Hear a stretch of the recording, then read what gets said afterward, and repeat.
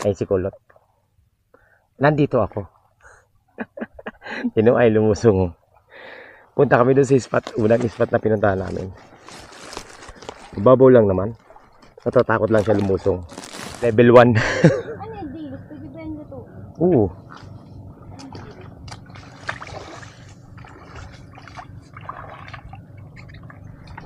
Tatakot siyang pumunta rito kasi nga raw. Wala raw kami dadaanan. Yung babaw-babaw.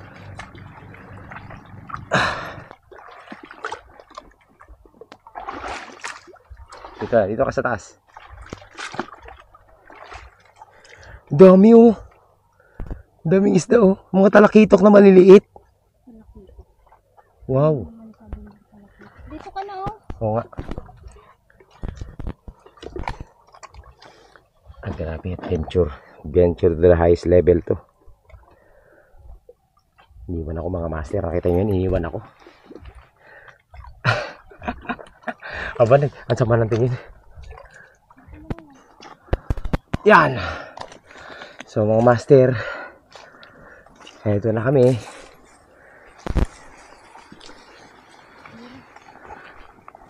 Yan oh. May daan. Pababa. Ano tawag ito? Yung latad koko. Yan yun. Oo. Talaga? Oo. Ang dami. Kuha tayo mamaya. Kasi uwi natin. Alright. Nakatagos kami. Oh. Okay, mga master. Dito kami sa fishing spot. Ayun oh.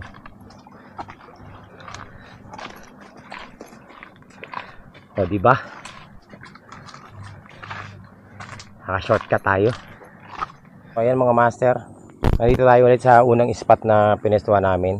Nakita ko marami mga umano dyan. Sumisiyab na isda. Doon o, ayun o. Hindi lang kita sa camera eh. Pero marami.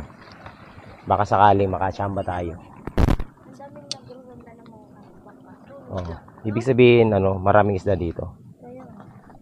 Maraming isda. Samba. Daming rumorondang bangka dito eh. Maraming fisherman dito. Dito lang. Bakit pala dyan tayo? Okay na dito sa gilid. May mahuhuli ako ngayon. Nararamdaman ko. Kahit anong pain ang gamitin natin dyan. Basta may isda. Kakagat yan. So yun ang sabi nila. Kahit magmino ka, magjig ka. Basta may isda. Kakagat yan.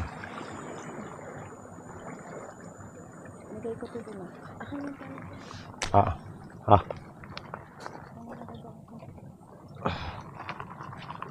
Alright. So yan, kakasetup ko lang. Magsisetup pa tayo. Ng mino muna gagamitin natin yung lutang. Kasi marami rito sabitan. So buti na lang nung nag-start tayo dito. Eh ano. Welcome na naman sa isa na naman panibagong session. Together with, collab with Biyahe ni Kulot. Ayan o. Kita nyo naman ha. Hindi pa nagre-reklamo yan. Mamaya na magre-reklamo yan. So, ayan mga master. Dito muna tayo sa unang spot na pinaghagisan ko nung nakaraan. Kasi, very promising tong lugar na to. Ayan o. Meron nga lang mga dikya, pero nakita ko maraming isda eh. Tingnan natin ha. Huwag lang sasabit. Floating minnow.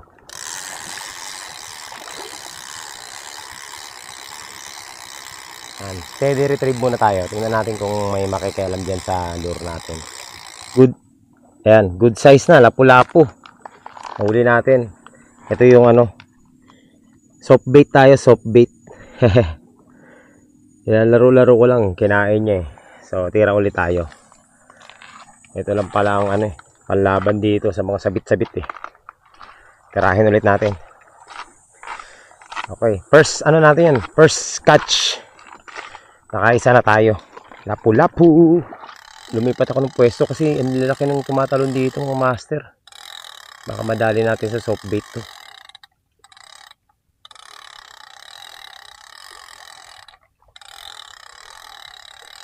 Kalmado yung tubig. Kanina nagpaper ako, walang kumagat. Buti pa itong soft bait meron eh.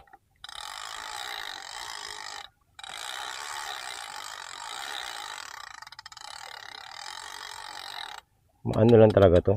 Kailangan lang tiyagain mo.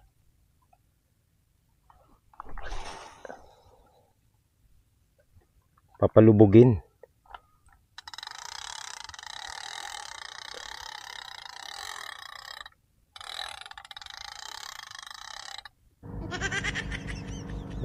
Yan mga master oh. Tulog, di ba? Tapos malupit nito, mag-aaya pang umuwi yan. Di pa tayo nakahuli. Isa pa lang nahuli natin. Nakawala pa. Ay, di ako nag-aaya. Tingnan mo, tulog yan pero sumasagot. Ay, pala nagdala ko ng ulat tsaka kumot. Lusob tayo ulit sa lakay. Jig tayo. Alam ko sabitin to pero subukan natin wag sumabit. Nasa ilalim ng mga isda ngayon, mga master eh. So testing natin ha. Mag-jig muna tayo. Sana makachamba tayo. Ay.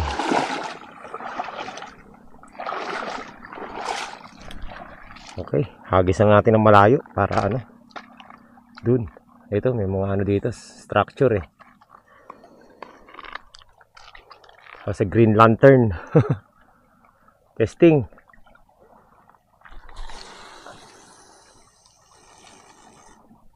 Yun. Bilisan na natin yung retrieve natin kasi baka sumabit. May rare. Very rare to ah. Nakahuli ako ng hipon. So ngayon, ipapain ko to sa bait and wait. Loko ka. Ayan oh, tingnan nyo. Sumabit. Hipon, di ba? Kanina pa ako nag-iisip, sabi ko sana makakuha tayo ng pamain eh. Ayan, nakakuha na akong pamain. Okay, mag bait and wait muna tayo mga master. Walang kumakagat sa casting eh. Ang lupit no? Imagine mo. Bihirang mangyari to. Makahuli ka ng ganito. Hipon. Grabe. Napakaliit mo. Ikaw pa yung sumabit oh. Buhay na buhay mga master. Yan oh. Sa ulo. So yan. Kanina lapu-lapu na huha natin. Ngayon, hipon. So, ipapain kita ngayon kasi magbe-bait and wait ako. Sir, subok muna tayo mag-bait and wait. Walang kumakagat sa casting eh. Nakakuha ko ng pain ng kumagat sa jig natin yung itong hipon. E di ipapain natin siya. Ngayon, hindi natin kung makakachamba tayo dito na lapu-lapu.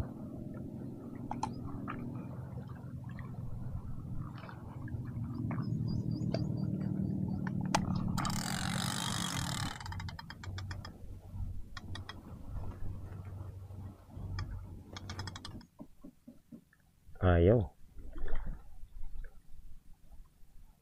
Agad na. Huli na. Ayun na. Oh. Huli. Lapu-lapu. Ano ka ha? Ah! Nakahuli ng lapu-lapu. Uy! Dalawa eh. Matakaw, sinubo yung dalawang pain ko. Alright, so ayan mga master.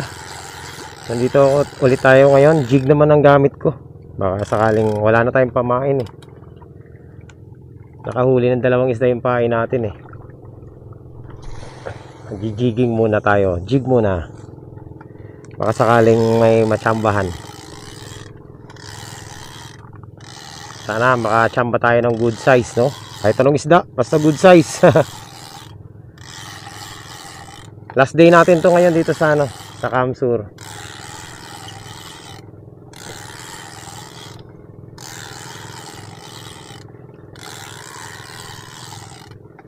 Nakatatlo na tayong strike eh. Ayan mga master oh. Na short bite tayo. Hindi kumagat yung isda dito sa ano, sa gilid siya. Sayang oh. Yun lang, palitan natin. Meron pa naman tayo dito eh. Wala na. Meron. Dapat pala kanina pa tayo naghipon. Marami sana akong nahuli. Tignan mo, bubog agad. Oo, ayun. High tide na pa, high tide. Tignan mo namin tubig. So yun mga master. Ililigpit na ako. Ililigpit na kami kasi ano. Hapon na. Tapos na ang ating session dito sa ano. Tinambak. Hindi naman ako nasiro kada hagis. Meron naman nahuhuli pero hindi nga lang ganun kalalaki. Puro lapu-lapo. Isa lang ang naiba eh. Yung ano kanina eh. Ano tawag dun? Hindi ko alam yung tawag sa isda na yun.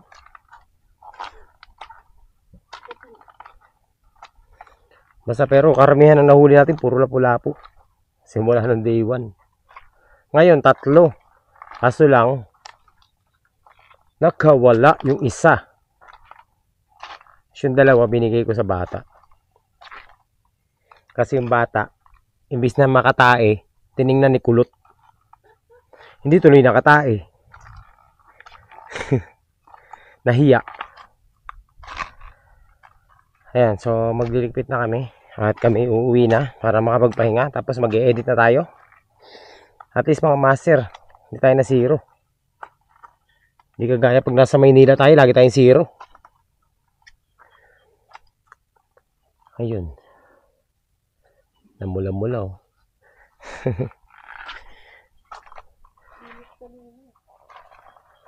Mainit kanina kasi ngayon ano na, ang ganda na ng panahon. Ayan, kaya magliligpit na kami. Okay.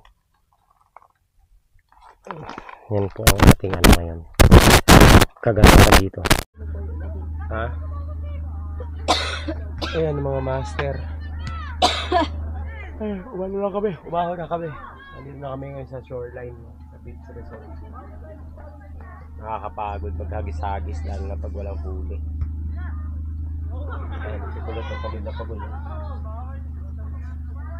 So, ito po yung last day natin dito sa Cagliliog, Camso. Pero hindi pa rin natin na-unlock yung malaking isda kahit 1 kilo man lang. So, continuous pa rin ang ating ano, saga. Nagbangka kasi. Maghahanap.